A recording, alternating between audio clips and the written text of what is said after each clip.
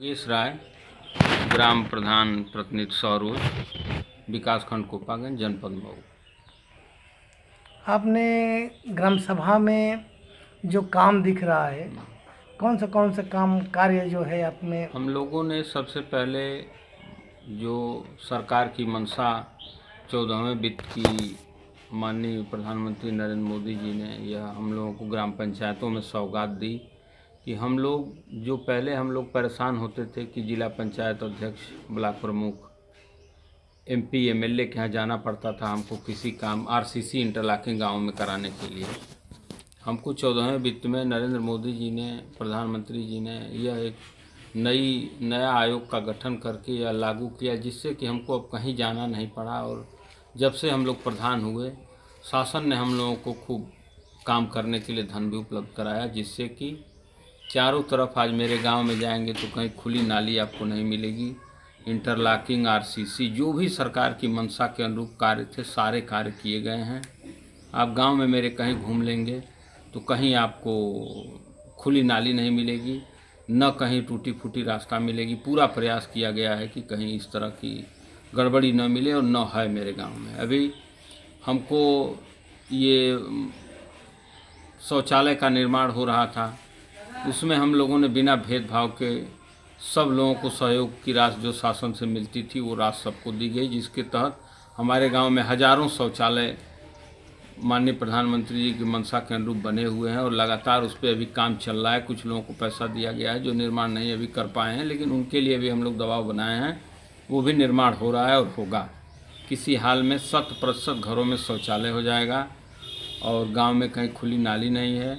और शासन के अनुरूप जिस तरह से हमारे गांव में एक बहुत पुराना घाट था, तिरमोहानी घाट, जहां बहुत पहले के समय से ही मुर्दे लोग जलाए जाते थे, मृतक लोगों को जलाया जाता था, वहाँ पे हम चाहते थे कि हम किसी तरह से वहाँ कुछ निर्माण हो जाए, लेकिन शासन के मंशा के अनुरूप वहाँ हमको शासन से धन मिला, जिस धन को अच्छे से खर्च करके वहाँ पे हम लोगों ने अंत्येष्टि स्थल का निर्माण कराया, जो माननीय प्रधानमंत्री और मुख्यमंत्री जी की मंशा के अनुरूप गांव में अंत्येष्टि स्थल का निर्माण होना था। उस अंत्येष्टि स्थल में मेरा गांव चयनित था और हमने बहुत सुंदर वहां पे अंत्येष्टि स्थल बनवाया, जहां की अब हम लोगों को गाजीपुर या दोहरी घाट, जो हम लोग अपने लोगों को लेके जो मृतक लोगों को जलाने जाते थे, हमारा काम अब यहीं जलाने वाला काम होने लगा। और वर्तमान समय में सामुदायिक शौचालय प्रत्येक गाँव में बनने हैं। हमारे गांव में सामुदायिक शौचालय का निर्माण हो गया। जो पंचायत भवन थे, विद्यालय थे, सारे विद्यालयों में टाइल्स, जो भी उनके काम हम लोगों को कायाकल्प के अंतर्गत मिला था विद्यालय में अच्छा करने का, हम लोगों ने पूरा प्रयास करके अच्छा किया हुआ है, जिससे कि आज हमारा गांव पूर्ण रूप से संतृप्त है। चारों तरफ हमने आवास प्लस में नाम लोगों के जोड़े जा रहे हैं। पुराने 2011 की सूची में जो नाम थे वो आवास बन गए, 29 आवास थे, 29 बन गए। और फिर अभी सूची में हमने जितने गरीब लोग मिले सबका, पात्र लोगों का नाम जुड़वा दिया गया है आवास प्लस में, प्रधानमंत्री मुख्यमंत्री आवास की सूची में। वो भी आवास जैसे भी शासन से धन उपलब्ध होगा सबके घर बनने लगेंगे। जो बेचारे गरीब लोग हैं कोई नहीं बचेगा जिसका घर न बन जाए। मेरा पूरा प्रयास है 100% हम अंत्योदय कार्ड धारकों को, पात्रगृहस्थी लाभार्थी, जो भी लाभार्थी हैं शासन से जो लाभ आता है, 100% हम गाँव में अनाउंस करवाते हैं।